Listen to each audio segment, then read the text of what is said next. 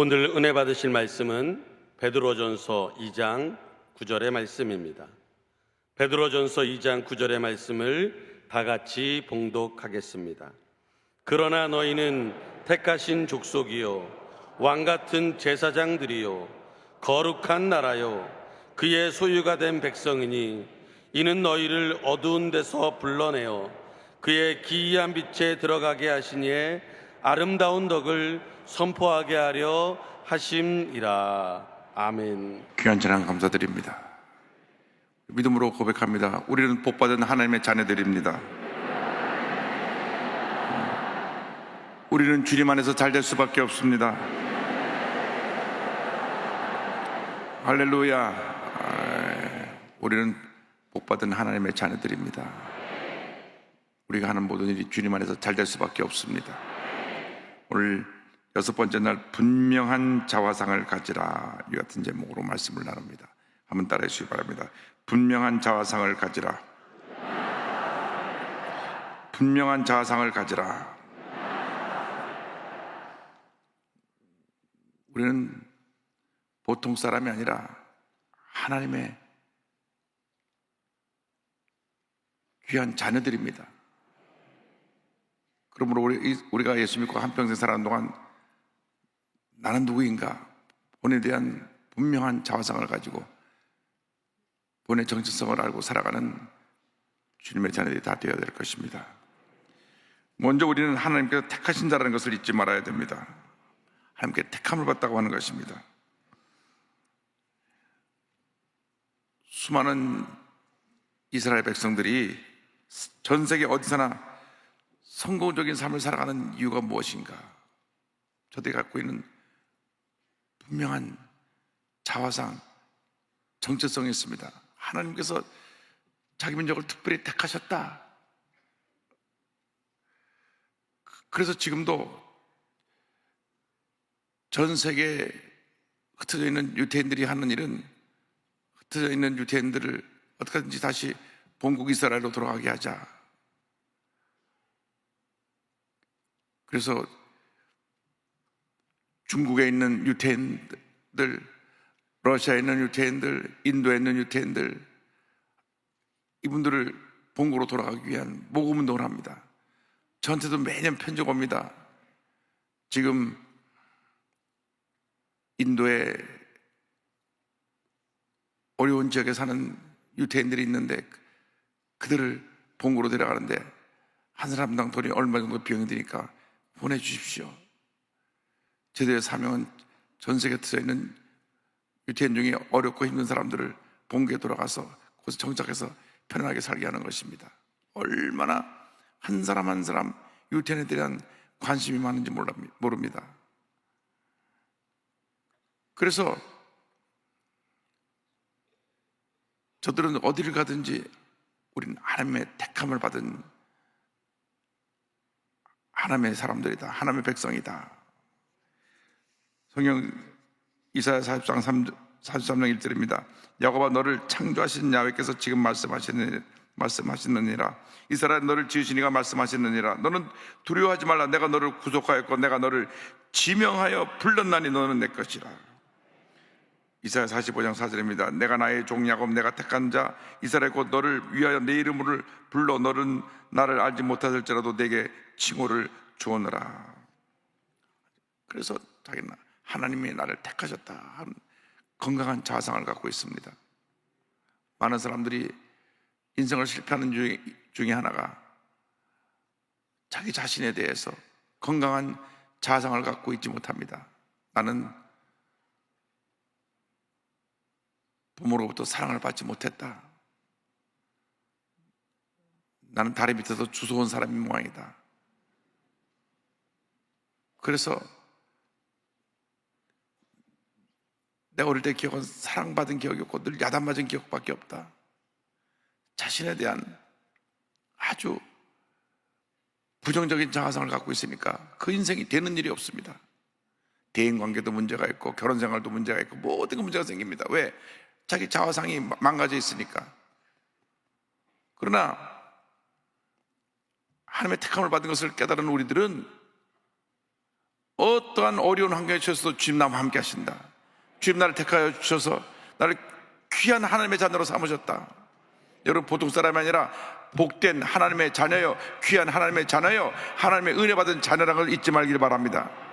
온 우주 만물을 지으시고 다신 하나님이 너는 내 자녀다, 내가 너를 사랑한다, 내가 너를 위하여서 나의 독생자 예수를 십자가 달려 죽게 하여 너의 죄를 다 사하고 너를 나의 자녀로 삼았으니 이제는 당당하게 하나님의 자녀답게 살아라고 주님 말씀하고 계신 것입니다. 부정적인 자아상을 내려놓으시기 바랍니다. 실패와 상처와 절망과 고통으로 얼룩진 과거의 모습을 내려놓으시기 바랍니다. 이제 것은 지나간 것입니다. 예수 믿고 나서 자꾸 과거를 들춰내는 것은 마귀 역사입니다. 마귀 역사. 너 이때 뭐 잘못했지, 너는 자라나면서 사랑받은 적이 없지, 너는 친구로부터 늘 왕따당했지, 너는 학교 선생님한테 늘 야단만 맞았지, 자꾸 이걸 풀어넣어준 것은 마귀 역사입니다. 성령 역사는 절대 사람의 과거를 들춰내서 부정적인 것을 이야기하지 않습니다. 다 마귀 역사입니다. 우리나라에 무당 점치는 사람이 100만 명 있다고 하는데 그게 큰일 났어요. 주의 종들을 다 합쳐서, 목사님 전사님 합쳐도 20만 명이 안 되는데, 아니 무당굿하고 점치는 사람이 100만 명이라니, 그만큼 사람들이 불안하니까, 물적으로 풍요해지고 마음은 불안해지니까 무당을 찾아가고 점치는 사람을 찾아가는 것입니다. 그런데 대부분 과거에 문제 있던 걸 자꾸 들춰냅니다. 마귀가 과거를 보게 합니다. 너 고모가 교통사고로 죽었지. 고모가 교통사고로 죽은 게 지금 나랑 무슨 상관이 있어요? 과거를 들춰내가지고 자꾸 마음에 어두운 마음을 주고, 그래서 그 귀신 역사에 사로잡히게 해가지고 늘 갖다 돈을 바치게 하는 것입니다. 무당꽃 한번 하려면, 용한 무당을 데리다 하려면 몇 천만 원씩 든대요. 참 굳어갖고 갈비 사다 구워 먹고 어려운 사람 도와줄 일이지, 그 무당꽃에 공강하고 날려버리는 것입니다. 그러면 그 즉시 마음에 좀 평안한 것 같으나 다시 또 불안합니다. 또 무당꽃에 또 평생 무당에 잡혀 사는 것입니다. 여러분, 예수 믿는 사람이 절대 그런데 관심을 갖거나 귀를 기울이면 안 됩니다. 집사님, 비밀인데 용한 점쟁이가 있다면 같이 갈래요? 이런 얘기 들으면 안 돼. 사탄아 물러가라. 귀신이 하는 일은 속이고 죽이고 도둑질하고 멸망시키는 것밖에 없습니다. 우리는 위대한 하나님의 자녀들입니다. 위대한 하나님의 자녀들입니다. 복받은 하나님의 자녀들입니다. 하나님의 택함을 받았습니다. 따라서 나는 하나님께서 사랑받고 있습니다. 하나님께서 나를 매우 귀하게 여기십니다. 할렐루야. 보통 사람이 아니에요. 하나님은 얼마나 사랑하시는데. 둘째로 우리는 왕 같은 제사장들입니다. 왕권을 가진 영적 제사장들입니다. 출애굽기 19장 6절에 너희가 내게 대하여 제사장 나라가 되며 거룩한 백성이 되리라. 너는 이 말을 이스라엘 자손에게 전할지니라. 계시록 1장 6절입니다. 그의 아버지 하나님을 위하여 우리를 나라와 제사장으로 삼으신 그에게 영광과 능력이 세세토록 있기를 원하노라. 아멘. 계시록 5장 10절입니다. 그들로 우리 하나님 앞에서 나라와 제사장들을 삼으셨으니 그들이 땅에서 왕노릇 하리로다 하더라. 보통 사람이 아니라 왕권을 가진 제사장들입니다. 왕이라 그러면 모든 권세를 다 가진 사람이 왕입니다. 우리나라 500년 조선시대를 지냈는데 세계 어느 나라에서 500년 동안 왕조가 유지된 나라가 없습니다. 우리나라는 특별한 나라입니다. 그래서 왕이라고 뭐냐, 온 국민들이, 백성들이 다 그 앞에 다 엎드립니다. 우리나라 대통령 제도가 이 조선시대 왕권하고 비슷해가지고 대통령만 되면 모두 권력 탁 잡아지는데 5년 동안 하여간 할 거 못할 거 다 할 수 있는 막대한 권력을 가진 사람이 우리나라 대통령 제도입니다. 그래서 대통령들을 좀 보완하자 그럽니다. 권력을 좀 분산하자 그러는데, 하자고 하지만 일단 딱 되고 나면 그만해서 싹 사라지고, 그건 다음 사람이 하세요. 그 다음 사람이 오면 딱 권력제 자리에 앉으면 마음이 바뀌는 것입니다. 그런데 세상의 왕도 그런데 우리는 하나님이 우리를 이상의 왕 같은 세상으로 세우셨으니까 무슨 의미냐면 이 세상을 살아갈 때 왕처럼 살아가라.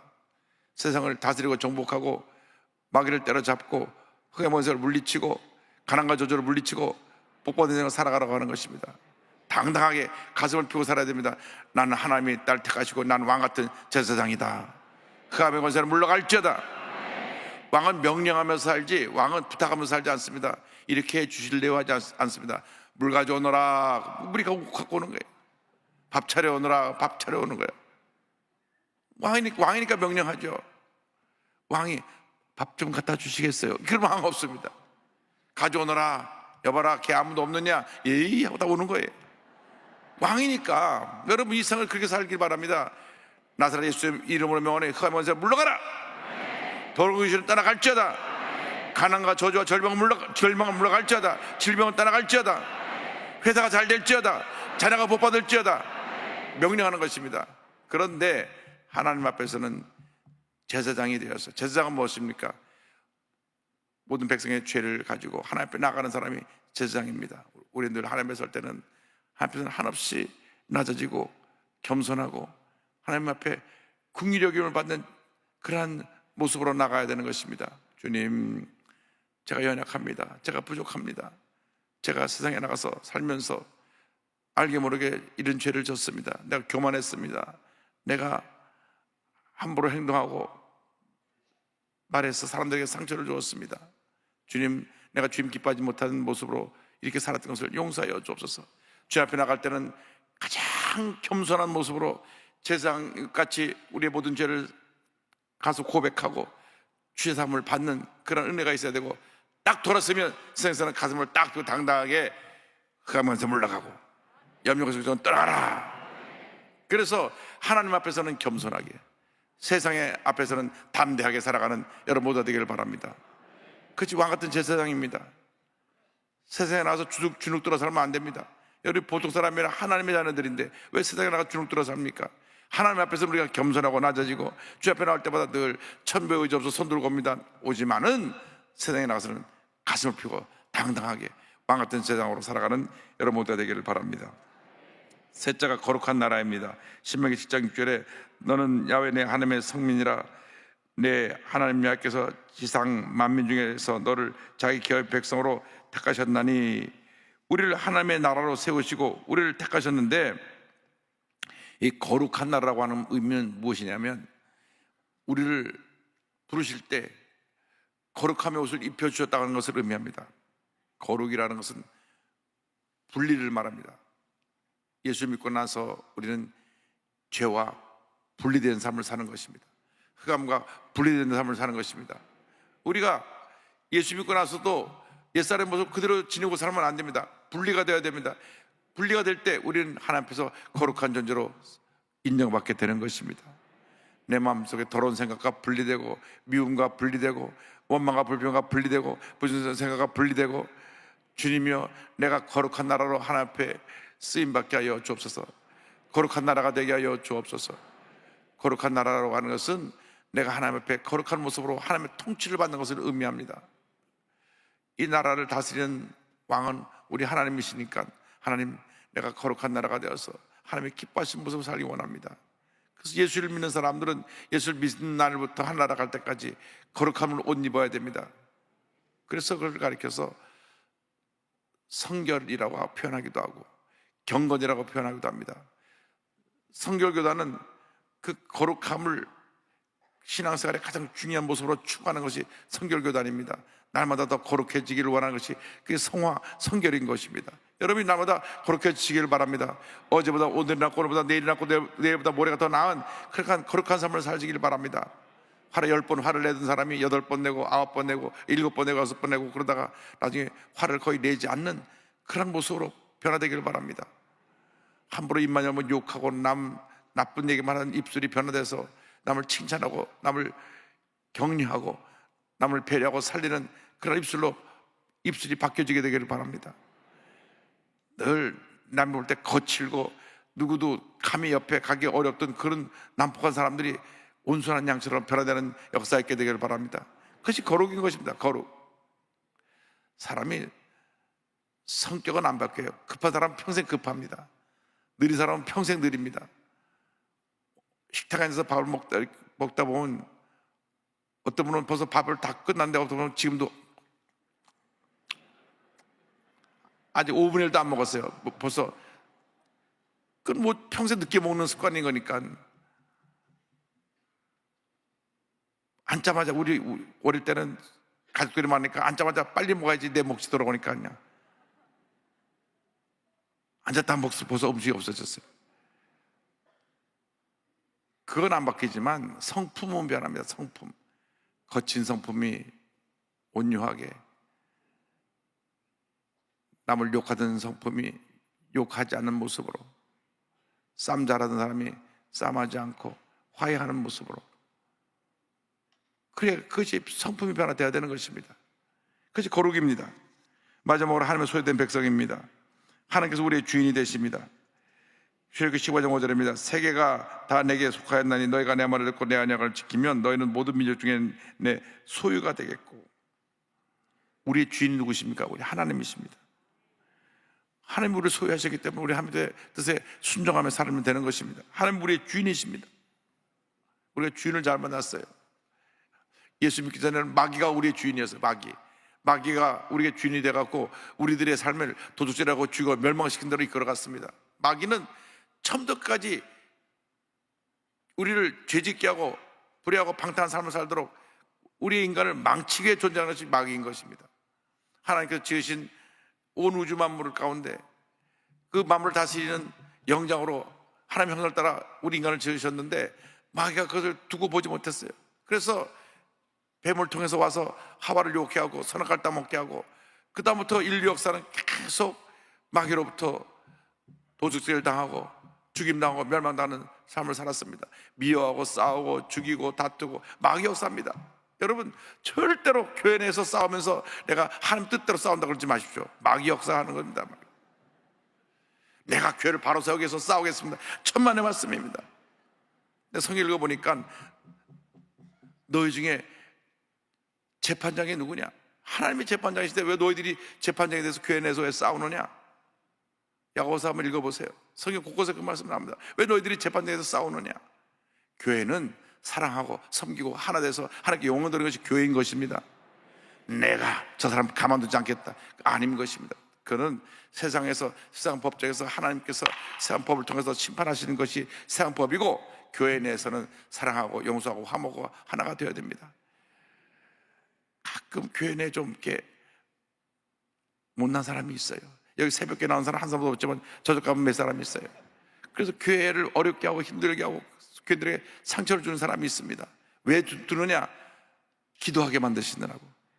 자꾸 가시로 찔리니까 아프잖아요. 기도해야 돼. 하나님 아버지 또 찔렸나이다. 하나님 아버지 저 가시가 꺾어지게 하여 주옵소서. 여러분 우리는 하나님의 소유물입니다. 하나님께 맡겨야 되는 것입니다.